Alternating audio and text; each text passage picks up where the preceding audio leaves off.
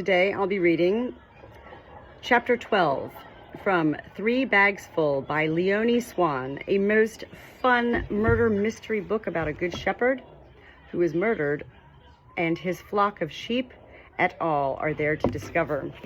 I've so enjoyed sharing this book with my mother, as well as sharing, I suppose it's awareness of macular degeneration, which is a disease of the eye which causes us to go blind. Much like in life, nobody can relate to anything of anybody else unless they've experienced it themselves. Like if you've had a broken leg, but Susie hasn't, Susie can't relate to how you feel. I can't relate to how my mother is experiencing and going through years now of losing her sight. I'm grateful, as well as I enjoy sharing this book with my mother. 3 Bags Full, Chapter 12, Ramesses Intervenes. This is a long chapter, about 17 pages. These chapters, usually even with my fast reading, last about 25 minutes. So let's go ahead and pull the chair up and jump right in. Chapter 12, Ramesses Intervenes. Miss Maple was the first sheep out in the meadow at dawn. She couldn't remember having slept at all. Something wouldn't let her rest. A dream? No, more like the memory of a dream. The memory of the half-sheep. She felt as if the scent of a great many sheep was in the air again, but strange and incomplete. Gabrielle's sheep, thought Miss Maple. But at the same moment, she knew it couldn't be that. Gabrielle's sheep were easy to scent, a flock of young ewes and rams, 1 and 2 years old, with no difference between them, a flat kind of smell. But these half-sheep weren't all young. There were some very old rams among them. There were mother ewes and lambs. There were memories, experiences, ingenuity, youthful high spirits, innocence. A complete flock, only not really complete. Strange scent strands hung in the air. Richfield was standing in the morning mist on George's place. For a moment, Maple thought he was dead. Not because he was standing there so still. That was nothing unusual in old rams, but because of the birds. There were 3 crows perched on Richfield's back, and what live sheep would put up with crows using it as a lookout post? Certainly not Sir Richfield. One of the crows spread its wings and croaked hoarsely. It looked as if Richfield had grown short black wings of his own. A shudder ran through Maple's fleece. She sensed something moving behind her and shot round, jumping up in the air with all 4 legs at once, as only a young lamb or a very frightened sheep can. Behind her, Sir Richfield stepped out of the mist. But Sir Richfield was standing on George's place in front of her, too. Awe-stricken, Miss Maple took a couple of steps backwards. The 2 rams were facing each other like reflections on 2 sides of a puddle, except that the blackbirds weren't reflected. Maple remembered from the fairy tale that the dead don't have reflections either. Both rams lowered their horns and approached each other. Their horns clashed together with a full ringing sound. Then they both raised their heads. "I did dare," said Richfield with crows. "You did dare," agreed Richfield, "without crows." He suddenly looked bewildered. "No sheep may leave the flock," he bleated. "George came back smelling of death."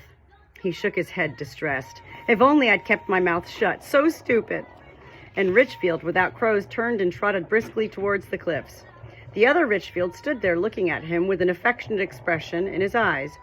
As if at a signal, all 3 crows rose into the air together, and there was only one Richfield left in the meadow. A shaggy Richfield, smelling like a flock of half-sheep. Miss Maple looked anxiously at the other, bewildered. Richfield wandering along the cliff tops. She turned and ran after him. I'm really distracted right now. Andy is in here. He's making a love nest, and he has no ladies. And his little love sounds are really distracting me because he's calling me, and I'm reading a book. And I'm not going in that cage with him. Okay. Normally, Cloud and Mopple were the first sheep out at pasture every morning. Mopple because he felt hungry earlier than the others, and Cloud because she was convinced that morning air made your wool grow. "You don't think I'm just naturally as woolly as this, do you?" she asked. "Yes," bleated the lambs and some of the older sheep who always admired Cloud's superior woolliness. Cloud felt flattered and rolled her eyes. "Well, maybe," she would say, "but I do what I can to help things along."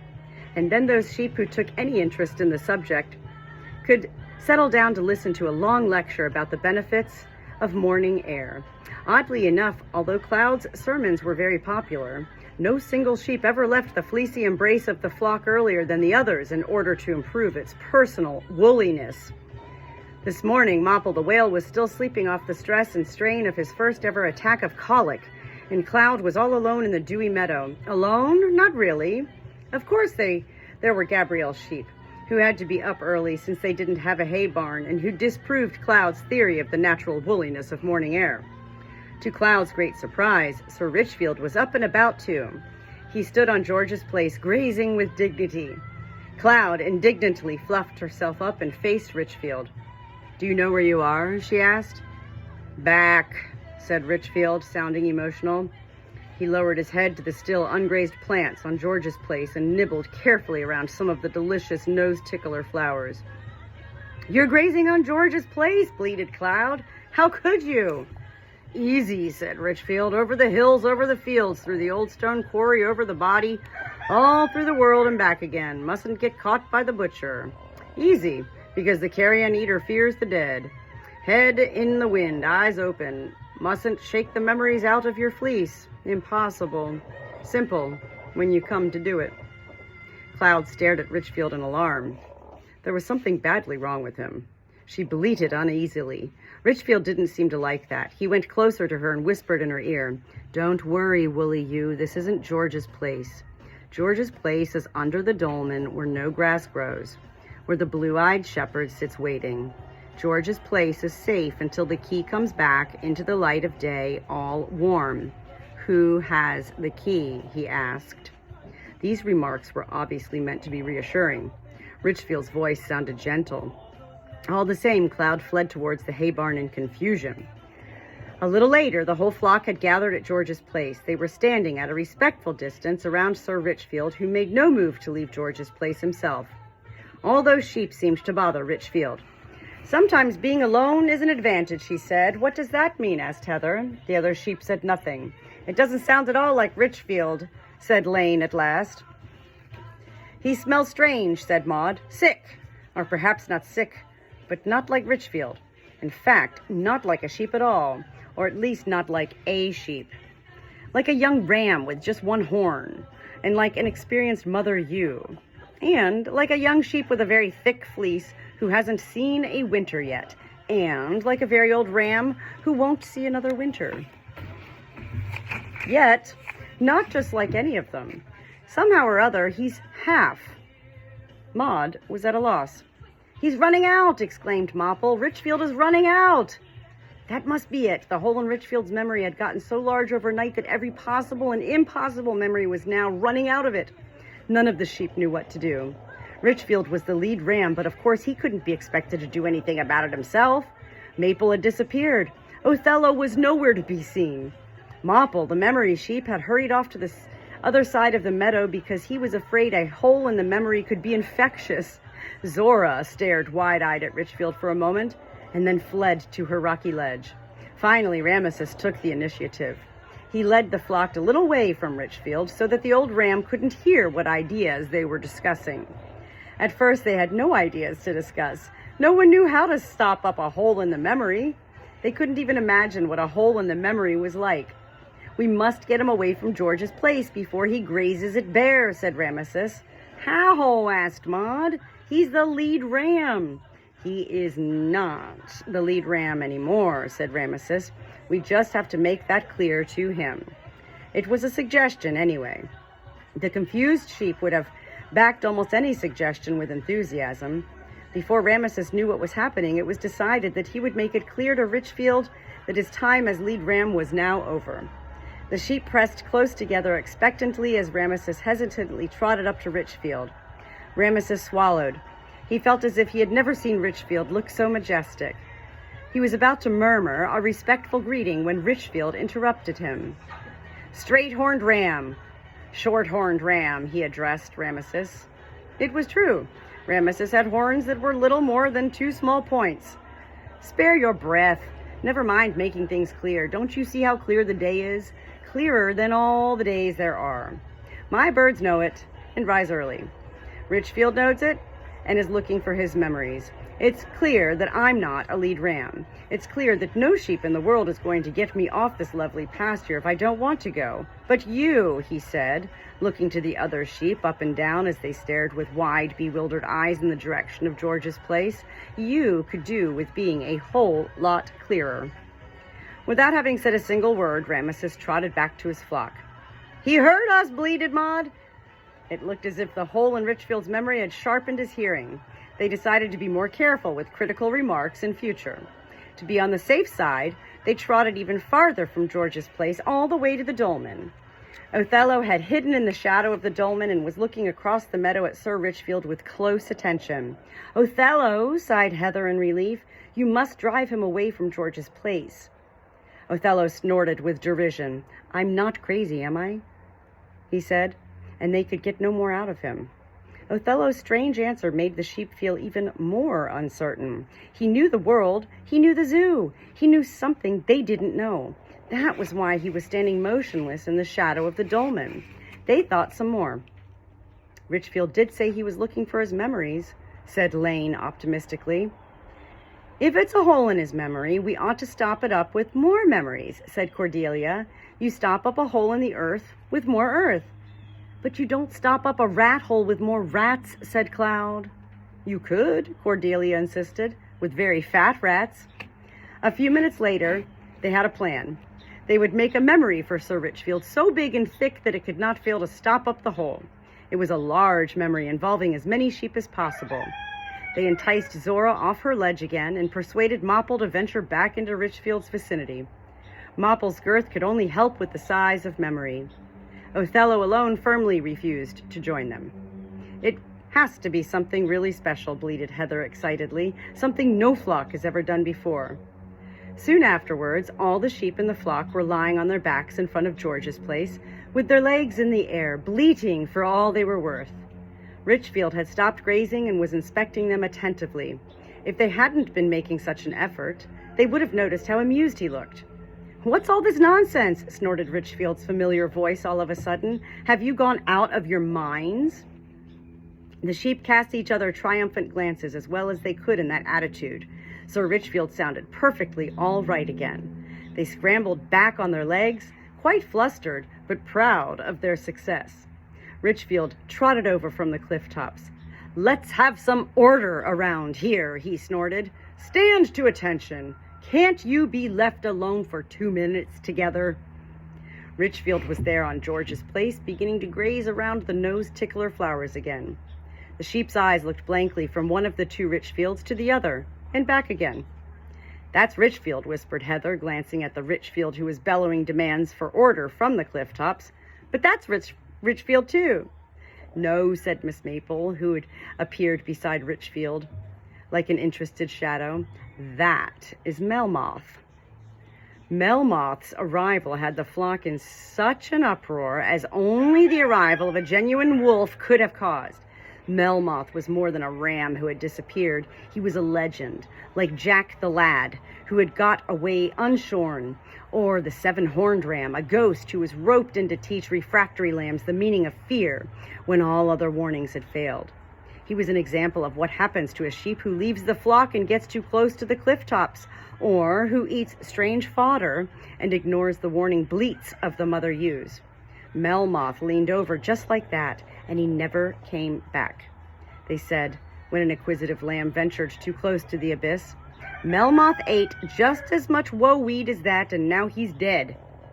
Melmoth had died 1,000 whispered deaths. He was the bogey sheep of the lamb's education, and now there he stood before them, radiating strength and in the best of health. The mother ewes were wondering how they were ever going to make their lambs behave in future. And no lamb had been told more Melmoth horror stories than the winter lamb. Now he was standing back in the shade of the hedge, staring at Melmoth with a strange gleam in his eyes. 2 Richfields, sang out the other lambs, except for one who kept quiet and snuggled into Cloud's white fleece. They all realized that Melmoth was something special. Some of them called him the one who got away scot-free, and didn't quite know whether they meant it as an insult or a mark of respect. But once Richfield had told him why no sheep were allowed to graze on George's place, Melmoth met with a friendly reception at first. He's woolly, said Cloud appreciatively. A bit shaggy, maybe, but woolly. He has a nice voice, said Cordelia. He smells interesting, said Maud. He's going to leave us the nose tickler flowers, said Mopple optimistically. Of course, the question of who was really the lead ram soon came up. We can't have two lead rams, said Lane. Even, she added thoughtfully, even if they're both the same. They would have liked to keep Sir Richfield as their lead ram, but a lead ram who couldn't be told from another ram at first struck them as an impractical proposition. Richfield had changed, too. He was more cheerful, more playful, almost as daring as a young ram. He didn't seem interested in being lead ram anymore, and most of the time he stuck close to Melmoth. They had never seen him so happy. Richfield had made a new rule. No sheep may leave the flock, he said to anyone who would listen, unless that sheep comes back again. Very early, earlier than George had ever turned up in the meadow, Gabriel was back again, without his shepherd's crook and without dogs, even without his hat, but with his pipe in the corner of his mouth, and with a ladder. The sheep were proud to be already at work. Gabriel would soon see there were no idlers among them, but Gabriel didn't seem particularly pleased. Was it that he didn't like Melmoth? Yet Gabriel didn't even seem to notice the new ram in the flock. He cast a brief glance at his own sheep, who had already grazed half their fenced patch of pasture bare, and then marched off to the crow's tree with the ladder. There were no trees at all on the meadow itself. Instead, two sides of the meadow had hedges along them, which were no serious obstacle if a sheep had really decided to get out of the meadow, but they hid the view of the lush green countryside beyond them, and so prevented the sheep from wanting to leave. Psychological deterrents, George had called them. 3 trees still grew among the gorse in these hedges. The shade tree, where it was cool in summer, a small apple tree, which, much to the sheep's annoyance, dropped its apples when they were no bigger than a sheep's eye and as sour as a willow on her worst days, and the crow's tree, where birds lived, croaking from dawn to dusk, except at midday. Gabriel was now making for the crow's tree with his ladder. He put the ladder up beside the trunk and climbed to the lowest branch. Birds flew up out of it, plump and clumsy pigeons, shiny and mocking crows, black and white furtive magpies. Gabriel spent some time clambering around in the tree. The sheep watched him. He likes magpies, said Mopple. It was the first time he had said anything about Gabriel. Mopple the whale was ashamed of the fact that all this business about Gabriel didn't matter to him very much. If it had been up to him, Gabriel and his strange sheep need never have come here at all. Now the peculiar strangers were grazing part of the meadow bare at alarming speed, and Zora kept looking uneasily at a certain ram among them. Gabriel himself didn't seem to be very useful either. What had he done for them so far? No mangelwurzels, no clover, no dry bread, not even hay. He hadn't cleaned out the water trough, and Mopple thought it badly needing cleaning. Yesterday, Gabriel had spent the whole time scurrying uselessly about the meadow, and today it was trees? Naturally, the birds scolded and squawked. If that was what Gabriel understood by his duties as a shepherd, there were difficult times ahead of them. The wiry figure hauled itself from branch to branch, higher and higher up the tree. Like a cat, Gabriel was peering into the birds' nests. The sheep quickly got bored with it. If Miss Maple hadn't insisted that they must watch Gabriel closely, they would soon have thought of something else to do. But as it was, they stared up through the branches until they felt dizzy from holding their heads at such an unusual angle. Even Melmoth was peering up at Gabriel with a strange bird-like gaze. It was Sir Richfield who saw the important thing. Gabriel seemed to have found what he was looking for in one of the nests. Not only Richfield, but Zora, Maple, and Othello, too, could see that Gabriel had a key in his hand. But only Richfield saw that it was not the key that Josh had taken out of the packet of oat cakes yesterday. Small and round, said Sir Richfield. The key from the nest is small and round, and the key yesterday was long and thin. The sheep were amazed, particularly at Richfield. He was so proud of his observation that he didn't even notice he had been able to remember yesterday's key. Melmoth's presence was obviously doing him good. Gabriel's memory seemed to be worse than Sir Richfield's. Perhaps he hadn't really seen the key properly yesterday. He climbed down from the tree again in high good humor. In high good humor, he trotted back to the shepherd's caravan, and still in high good humor, he put the key in the lock. He gave an angry little whistle through his teeth.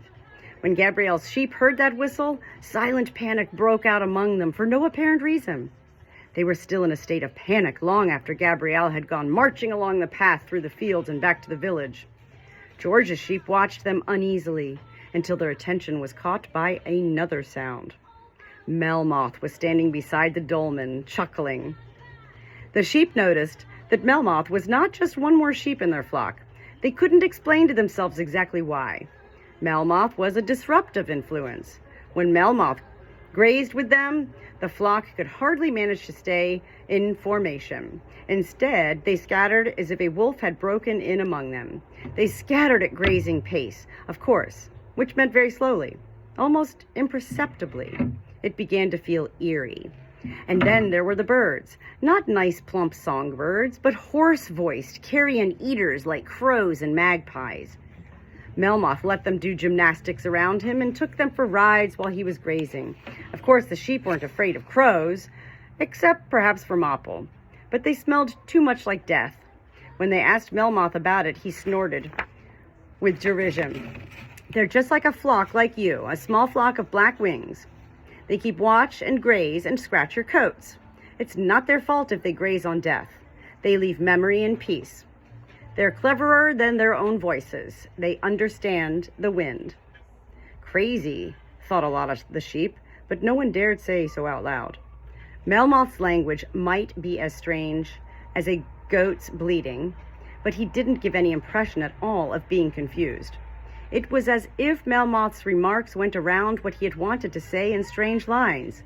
His remarks seemed, to the sheep, long-winded, but not crazy. Only Cordelia insisted that Melmoth's language was more precise than anything the other sheep said. He doesn't just talk about things the way he sees them. He talks about things the way they are, she used to say when a small group of sheep had gathered somewhere to criticize Melmoth.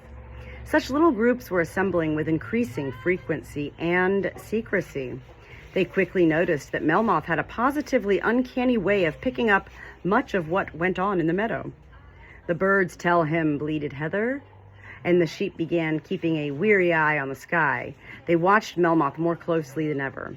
Melmoth grazed his way across the meadow like a lone wolf. There was even something wolfish about the expression on his face. It seemed to them as if Melmoth wasn't really a sheep at all. The boldest among them briefly remembered the story of the wolf in the sheep's clothing and shuddered. And then there was a single lamb, a lamb who stood on wobbly legs watching Melmoth with wide, timid eyes. A little later, a rumor began circulating through the whole flock, the rumor that Melmoth was a ghost after all. They knew from the fairy tale the dead sometimes returned as ghosts to take over their revenge. Whispers ran through the flock. Goblin King, said the whispers, and Wolf's ghost. Othello was annoyed. He had been trying to track the old ram down for days, for years in fact, since that rainy night at the circus when Melmoth had galloped past the rows of tents like the wind. While Othello watched through bars, and the cruel clown lay in the mud shouting for a light. Othello had always known that he must find Melmoth again, and now Melmoth had found him. Othello was not happy.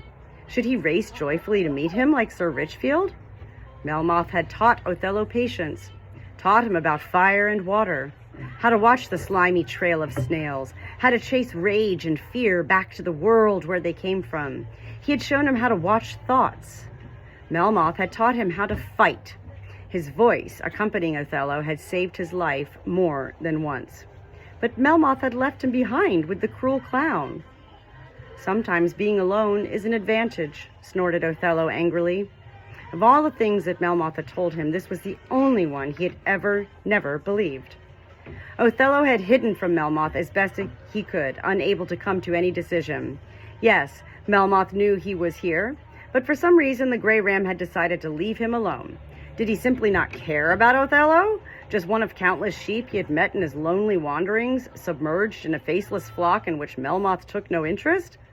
Of all possible explanations, this one struck Othello as the worst. But now he heard the anxious whispers of his new flock, his first real flock, and he began to feel real concern. Suppose it were true that George had once tried to hunt Melmoth down in a life and death struggle as the flock was whispering. Then what? If there was one thing he had learned in his time with the circus, it was that Melmoth was capable of anything. Miss Maple was thinking feverishly too. She didn't for a moment believe that Melmoth was a ghost, but might he not have something to do with George's death? What did Richfield know? Maple was sure that Richfield's strange behavior these last few days must have something to do with Melmoth. When Melmoth had dozed off under the crow's tree, Maple couldn't stand it any longer. Moving with determined steps, she grazed beside Sir Richfield. "Who'd have expected Melmoth to survive?" she remarked casually. Richfield snorted with amusement. "I would," he said. "It was a twin feeling. That rainy night I knew he'd come back. After that I waited." "But you didn't say anything to us," said Maple. Richfield did not reply. "And you always told us you could smell his death on George's hands," Maple insisted. "I smelled death on George's hands, yes," said Richfield thoughtfully. "So it must have been someone else's death." "Or a near death," said Maple. "Perhaps Melmoth got away more dead than alive. He must have been very angry with George." Richfield did not reply. Miss Maple pulled up a dandelion plant. "You haven't told us anything," said Miss Maple when she had finished chewing the dandelion leaves. "You intimidated Mopple because you thought he'd found out something about Melmoth, so that he wouldn't give anything away. Why?" Richfield looked bothered. "It wasn't right to intimidate Mopple the whale," he said, "but I thought—" Miss Maple could bear it no longer. "You thought Melmoth might have something to do with George's death, behaving so strangely, stealing secretly out to the meadow by night, and just after George's death, too. You imagined that something terrible must have happened back then, the night after Melmoth's flight. Melmoth could have been carrying his anger around with him all this time, couldn't he? You decided to keep Melmoth's return secret." Maple confidently looked up, a proper deduction made from clues, just like in the detective story. She was proud of herself. From Richfield's downcast expression, she could see she had scored a bull's eye. "I wanted to help him," said Richfield. "Twin for twin." "Twin for twin," snorted Melmoth, who had suddenly popped up on Miss Maple's other side. Maple looked from one ram to the other and back. Whichever way she turned her head, she always saw the same ram. Melmoth looked keenly at Richfield. "Angry with George?" he snorted. "Magpie chatter, howling wind, lamb's drivel. Would you like to come with me into the night when you didn't want to come too? Would you like to hear a story?" he bleated loudly, so that all the sheep in the meadow could hear. The story of the 5th night. The sun had climbed high in the sky, and no wind was blowing off the sea. The only creatures who didn't seem to mind the heat were the flies, who kept tirelessly buzzing around the sheep's nostrils and crawling into their ears. So even the more skeptical sheep had an excuse to come in under the cool branches of the shade tree, quite by chance, to where Melmoth was resting on a soft pillow of old leaves, telling his story. Even the winter lamb peered out from behind the trunk of the shade tree, and as the other sheep were too lethargic to chase him away, he stayed. All the sheep in George's flock found they had shivers running through their fleece that perfect summer's day. Melmoth told a story such as the sheep had never heard before, not just with words, but with the wind in his wool and his trembling heart, and soon all the sheep were racing through the darkness with him. And in Melmoth's story, it was bitterly cold. Chapter 12. 28 minutes. I love this book. I thank anybody. I'm not trying to sound selfish in saying that I'm not reading this for anybody else. I am reading it for somebody else. I'm reading it for my mother. I'm reading it for myself. I'm reading it for my flock. I want to read a book. I'm the Good Shepherd. Sitting here behind my barn, if I just read it to myself with no words spoken out loud, what kind of fun is that? Chapter 12, 3 Bags Full by Leonie Swann. I can't wait to see this movie.